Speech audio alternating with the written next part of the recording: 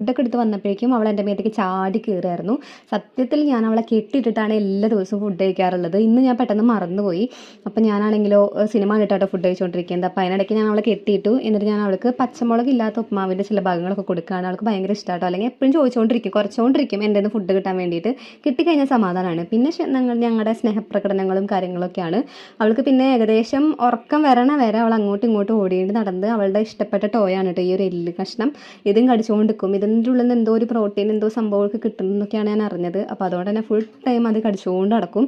പിന്നെ അവൾക്ക് ഉറക്കം വന്നു തുടങ്ങിയപ്പോഴേക്കും അവൾ നേരെ പോയി നിലത്ത് പോയി കിടന്നു. അവൾ എപ്പോൾ ഉറങ്ങുകയാണെങ്കിലും നിലത്തെ കിടക്കുള്ളൂ. എന്താണെന്നറിയില്ല, നമുക്ക് മനുഷ്യന്മാർക്ക് ഒരു അത്രയും ചൂടാണ്. അപ്പം പിന്നെ ഇവരുടെ കാര്യം പറയണ്ടല്ലോ, അവർക്ക് അത്രയും ചൂടായിരിക്കും. അതുകൊണ്ടായിരിക്കും എപ്പോഴും നിലത്തെ കിടക്കുള്ളൂ.